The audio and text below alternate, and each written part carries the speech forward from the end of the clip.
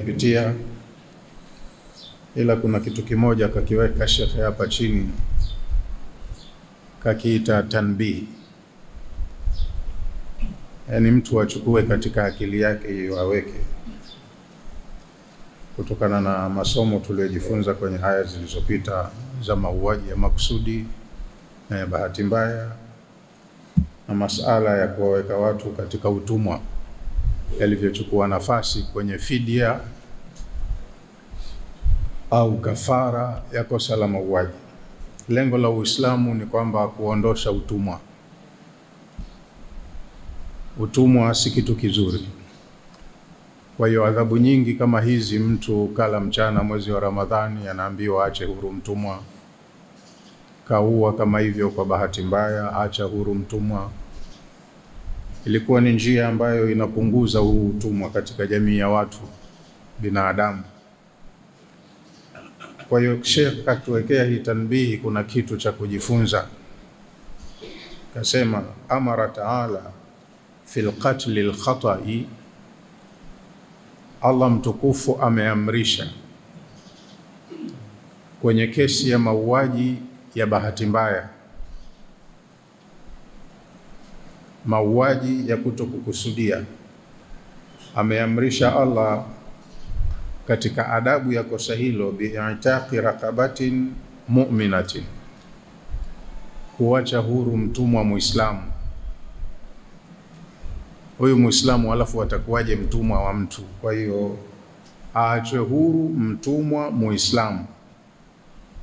Wal hikmatu fi hadha, na hikma ya Allah kutoa adabu hii, wallahu a'lam. Kaweka hapo Sheikh maneno wallahu a'lam, kwamba haya atakayoyasema hapa inawezekana ni vinginevyo tofauti na hivi. Mungu ndo anayejua zaidi, lakini yeye anasema wal hikmatu fi hadha, hikma ya Allah kuweka sharia hii, annahu lamma akhraja nafsan mu'minatan, wakati huyu muuaji kaiua nafsi iliyoamini, kamuua mtu mu'min. Muuaji ingawaje kaua kwa bahati mbaya, kaua mtu mu'min, kapunguza idadi ya waumini Waislamu, nguvu kazi kaitoesha. Kasema kwanza wallahu a'lam annahu lamma akhraja nafsan mu'minatan, huyu muuaji kwa sababu kasababisha mauaji ya mtu mu'min, min jumlati al-ahyai, kaitoa nafsi moja katika jumla ya watu walio hai, kasababisha ikafa. Lazimahu an yudkhila nafsan mithluha, analazimika aingize nafsi nyingine mfano au nafasi ya ile aliyoiondoa, fi jumlati al-ahrari, katika jumla ya watu walio huru. Mazingira ya utumwa yalipokuwepo, mtumwa anakuwa hana hadhi ya mtu huru binadamu kamili, awe mwanamume au mwanamke. Utumwa umemfanya awe mtu duni. Sasa kwa sababu muuaji kasababisha kifo cha mtu huru Muislamu, anatakiwa basi aingize tena katika jumla ya watu walio huru mtu huru mwingine. Kwa sababu inna itlaqiha, hakika ya kumkomboa mtu kutoka kwenye utumwa, inna itlaqiha min qaidi arriqi, kuitoa nafsi ya mtu aliyekuwa utumwani, kumkomboa kutoka kwenye utumwa, ihya'ul laha, ni kama mfano wa kumuhuisha mtu. Alikuwa utumwani, si mtu mwenye hadhi kamili ya mtu huru, wewe umtoe kwenye utumwa awe mtu huru, uongeze idadi ya watu. Sisi tunaimbiwa wimbo, watu wamekuwa wengi, punguzeni kuzaa, punguzeni hivi. Wingi wa watu ndo mafanikio ya taifa, lakini wingi wa watu unaenda na ubora wa watu wenyewe. Wawe wengi lakini wenye akili, wachapakazi, wana maarifa. Hata Banu Israili waliambiwa thumma radadna lakumul karrata alaihim, baada ya nyinyi kudhibitiwa kutawaliwa na wakoloni, tukakurejesheni tena nguvu ya utaifa wenu. Radadna lakumul karrata alayhim, tumekurejesheni tena chansi ya kujitawala wenyewe, mukawaondoa hawa wakoloni wenu. Wa amdadnakum bi amwalin wa banina, tukakuongezeeni mali na watoto, yani mkazaliana tena sana. Kama mmetawaliwa, watawala wanasema hatutaki muongeze kizazi. Firauni si alikuwa anawaua watoto wana wa Israeli wasiwe wengi? Allah anasema tukakuondosheeni ukoloni, tukakupeni uhuru, tukakuongezeeni mali, mkafanya kazi sana, mkawa na mali nyingi, tukakuongezeeni kizazi, taifa lenu likawa na population kubwa. Si unaona neema hizo Allah alipozitaja? Watu wanasema wao mmekuwa wengi. Wingi wa watu sio tatizo. Allah hajashindwa kuwaruzuku viumbe wake. Wama min dabbatin fil ardi illa ala Allahi rizquha. Tatizo ni kwamba kuna watu wanaoitwa watawala, wana nguvu ya kufanya waliowatawalia wanavyotaka. Kwa hiyo mtumwa anakuwa kamilikiwa, katawaliwa, hayuko huru. Kama kwenye watu huru umemuondoa mtu, basi mtoe kwenye utumwa huyu mtumwa. Muislamu aliye utumwani mlete kwenye uhuru. Ndo hikma yake. Wal abdu raqiqu fil islami, mtumwa aliyeko utumwani kwenye Uislamu, lakini si mtumwa wa mtu kamilikiwa kama alivyokuwa Bilal ibn Rabah na wengineo. Al abdu raqiqu, mtumwa aliyoko kwenye kifungo cha utumwa kamilikiwa na mtu, fil islami, katika Uislamu, lahu min alhuquqi ma laysa lil ahrari fil umam al-ukhra. Huyu mtumwa Muislamu kwenye Uislamu ana haki zake kwenye jamii ya Kiislamu, haki ambazo hata huyo mtu huru kwenye umma nyingine hanazo. Wako watu wanaishi kwenye mataifa yaliyoendelea, lakini wako ovyo kabisa. Haki nyingi wamebanwa, wananyimwa. Uislamu umempa hata mtumwa haki zake zimezingatiwa na anastahiki apewe. Ndio wanachosema huyu bwana. Wal abdu raqiqu fil islami, mtumwa aliyemilikiwa kwenye Uislamu, lahu min alhuquqi, anazo haki zake alizopewa na Uislamu, ma laysa lil ahrari, haki ambazo hata walio huru hawazipati, fil umam al-ukhra, kwenye umma nyingine za watu wasiokuwa Waislamu. Wanawadhulumu watu, wanawakandamiza watu, watu wanafanya kazi, kipato chao robo au nusu kinachukuliwa, kodi zisizokuwa na vigezo. Uislamu umehimiza uadilifu, kwa hiyo hata haki ya mtumwa imezingatiwa. Walaysa adullu ala dhalika min qawli, walaysa adallu min dhalika min qawlihi ta'ala, kwani hatupati dalili ya hilo kwamba Uislamu umempaka mtumwa haki kuliko haki kama hizi anazonyimwa mtu huru kwenye umma za watu wasio Waislamu. Dalili kwenye kauli ya Allah subhanahu wa ta'ala, famal ladhina fudilu biraddi rizqihim ala ma malakat aymanuhum fahum fihi sawa. Hawa wanaosema Mungu anamshirika, Mungu anawenziwe, Mungu ana hivi, Allah kajitangazia kwamba yeye ndo kaumba na vilivyoumbwa vyote ni vitumwa vyake. Watamfananishiaje Allah kuwa anawenziwe, wampe share na wengine kwenye haki za kuabudiwa, haki za uungu wake? Wao wenyewe halistahamili hilo. Ndo anavyosema kwenye hii aya, iko kwenye sura ya 16, Suratun Namli. Famal ladhina fudilu, haimkiniki kwa wale wenye maisha waliofadhilishwa, yani wana maisha mazuri, wana mali, wana hivi. Haimkiniki kwa wenye maisha waliofadhilishwa, biradi rizqihim ala ma malakat aymanuhum, kwamba zile riziki walizomilikishwa wao wazigawanye kwa watu waliomilikiwa na mikono yao ya kuume. Yani mtu kamiliki watumwa, alafu aseme mimi na mali nyingi, mali yangu na watumwa wangu tutagawana sawa sawa, au nitawapa asilimia fulani ya mali yangu. Kuna tajiri gani anafanya hivyo kwa mtumwa wake? Hasa Allah vilivyomo ulimwenguni vyote ni vitumwa vyake. Vipi kuna vitu katika vitumwa vyake mvifananishe na yeye? Mseme sanamu hili ni Mungu, pango hili Mungu wetu, hichi Mungu wetu. Hivi viumbwa mtavifananishaje na muumba? Mbona nyinyi hamjifananishi na watumwa wenu? Mmefahamika? Kwenye maslahi tu, achilia mbali madaraka na mamlaka. Kwenye maslahi tu kwamba mimi nimemiliki mali nyingi, basi kidogo nigawe niwagaie watumwa wangu. Mbona nyinyi hata hili hamfanyi? Ndo kachukua dalili kwamba watu wasiokuwa na dini, imani yao kwa viumbe wenzie mpaka binadamu inakuwa ndogo, wanawadhalilisha wakawatreat kama wanyama. Kwa hiyo mtumwa hana haki. Kwenye jamii nyingine yoyote isiyokuwa ya Uislamu tu ndo umezingatia haki zake kama binadamu, kama muumini. Mbona hawafanyi waliofadhilishwa zoezi la kurejesha kidogo katika vile ambavyo tumewamilikisha au tulivyowaruzuku, wakawapa watu waliomiliki mikono yao ya kuume, watumwa wao, fahum fihi sawa, ili wawe sawasawa kwenye umiliki wa mali?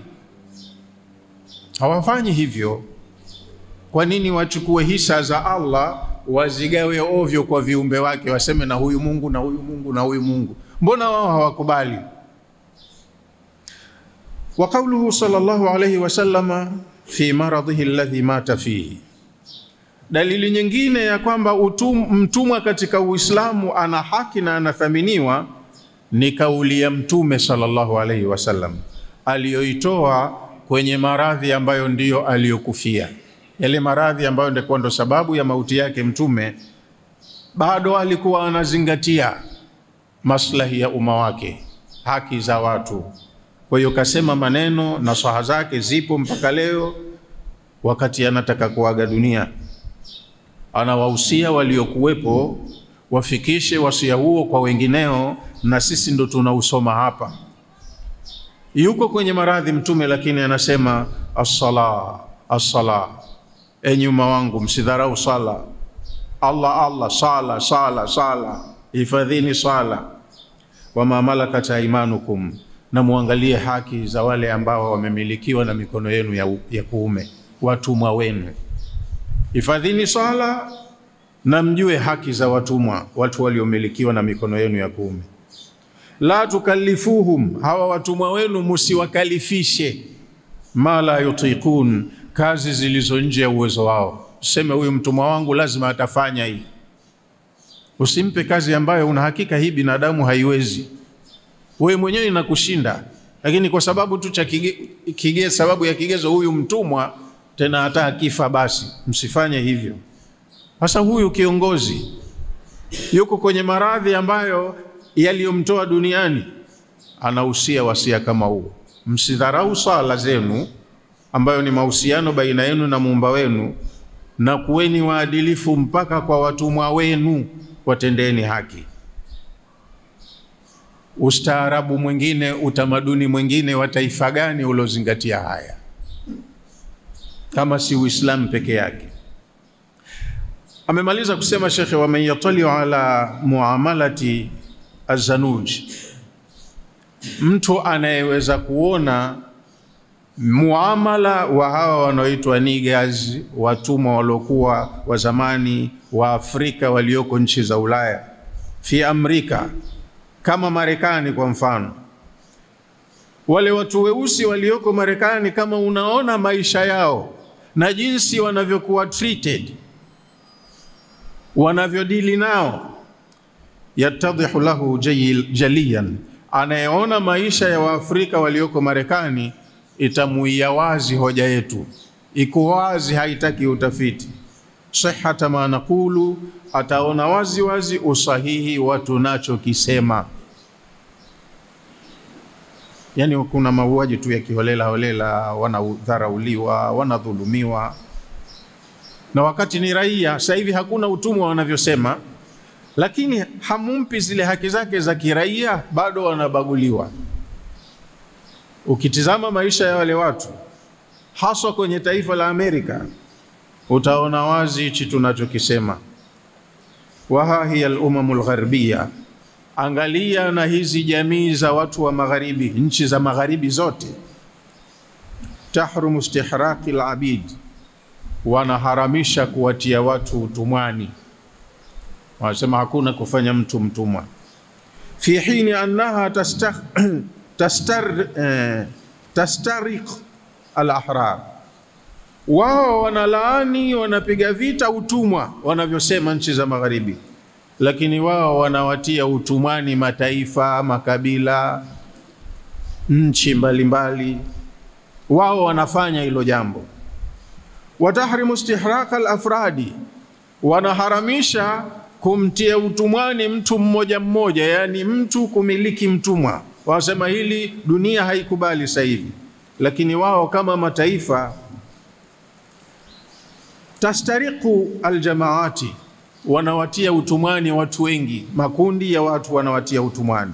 Wal umam, na umma nyingi za makabila mengine wanayatia utumwani. Wa shuub, kuna mataifa yasiyokuwa yao ya magharibi wanayatia mataifa kwa mataifa utumwani. Bismil istimar, kwa jina la ukoloni. Hata nchi zetu nyingi za Kiafrika zilikuwa ni makoloni ya nchi za magharibi. Je, walipotawala hawa wakoloni kwenye nchi kama hizo nyingi, waliwatendea haki raia wa nchi hiyo sawa na raia wa kwao? Walikuwa ni kama watumwa wao tu, hawakuwa na haki kwenye nchi zao. Kwa hiyo wamewatia utumwani watu wengi, lakini midomoni mwao wanajidai kupiga marufuku utumwa, mtu wasimiliki mtumwa. Lakini mataifa yao yameyafanya mataifa mengine kuwa ni watumwa wao. Wamewatia watu utumwani, mataifa, makabila, bismil istimari, kwa jina la ukoloni. Walintidab, na kwamba kuna watu walikuwa wanatawaliwa na Uingereza. Uingereza iliposema tunatoa uhuru, jitawaleni wenyewe, wamepewa uhuru kwa mkono wa kulia, wakanyang'anywa kwa mkono wa kushoto. Bado wanabaki wanatawaliwa na Uingereza tu indirectly. Makoloni yote yaliyokuwa ya Uingereza yameundiwa jumuiya inaitwa ya Commonwealth. Kwa hiyo maamuzi yote ya nchi za Commonwealth yako Uingereza. Sasa hivi ndo sura ya watu wanavyofanya. Fa aina hadhihi alhadarati almazuma, ustaarabu gani unaodaiwa kuwa pana ustaarabu hapo? Kwamba watu wa Ulaya wastaarabu, wameendelea, wana haki za binadamu, wanaishi. Uko wapi huo ustaarabu wanaofanya? Walmadaniya, na uzalendo. Azaifa, wa udanganyifu, uzalendo bandia na ustaarabu usiokuwa unakidhi vigezo. Utalinganishaje ustaarabu wa nchi za magharibi min hadarati alislam na ustaarabu wa Uislamu? Havifanani. Uislamu ndio uliokuja kuleta ustaarabu duniani, ukazingatia haki mpaka za wanyama mpaka za wadudu, seuze binadamu ambao wako utumwani. Uislamu ndo mfumo kamili uliokamilika.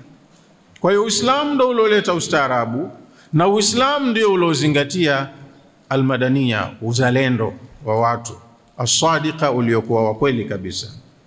Allati hararat ash-shu'uba, ustaarabu na uzalendo wa Uislamu umeyaweka huru mataifa mengi tu yaliyokuwa yako kwenye ukandamizaji. Wal umam, Uislamu umewaweka huru umma nyingi tu za watu sehemu mbalimbali ya dunia. Wal afradi, na pia Uislamu umewapa uhuru mtu mmoja mmoja. Kwa hiyo mataifa, makabila, mtu mmoja mmoja, Uislamu umezingatia haki zao. Sio hawa wanaodai kwa maneno matamu lakini vitendo vyao tofauti na wanavyosema. Hiyo ndo tanbihi yake Sheikh kaweka hapo. Tunaingia kwenye aya ya nambari 97. Allah amesema subhanahu wa ta'ala, innal ladhina tawaffahumul malaikatu zalimi anfusihim, hakika ya wale watu ambao wanafikwa na mauti, malaika wanakuja kuchukua roho zao wakati wa kufa, zalimi anfusihim, hali ya kuwa ni waovu, wamedhulumu nafsi zao. Yani umeishi Muislamu, umefanya mambo ya Kiislamu, lakini unakuja kuchukuliwa roho yako, dhalimu wa nafsi yako. Ulikuwa Muislamu jina tu, au mazingira unayoishi ya Waislamu na wewe ukaorodheshwa, roho inachukuliwa, uko nje ya mila ya Uislamu. Yani kivitendo wewe si Muislamu, lakini kwa sababu ya location, mahala unapoishi pa Waislamu, jina lako umepewa la Kiislamu, lakini vigezo vya Uislamu mbele ya Allah huna. Roho yako inachukuliwa. Hao wanaochukua roho wanakujua wewe ni mtu uliyedhulumu nafsi yako. Hao ndo wanaozungumziwa kwenye hii aya. Innal ladhina tawaffahumul malaikatu, watu wanaokuja kuchukuliwa roho zao na malaika, zalimi anfusihim, wakiwa wanakufa si Waislamu wazuri, wamedhulumu nafsi zao. Qalu, wale wanaochukua roho malaika huwa wanawauliza hawa watu, fima kuntum, ilikuwaje nyinyi mnakufa hivi? Mmekutwa na nini? Mlikuwa kwenye amali gani? Kwenye mazingira gani mpaka mkafa hivi? Qalu, wenye kufa watasema katika mazingira hayo, kunna mustadhafina fil ardi, sisi tunakufa hivi kwa sababu tulikuwa tumekandamizwa katika nchi hii. Watawala walikuwa hawataki udini, na sisi kwa kupenda kuishi kwa amani tusibughudhiwe, tukaacha udini. Kwa hiyo tulichukua amri za wanadamu tukaziacha amri za aliyeumba wanadamu.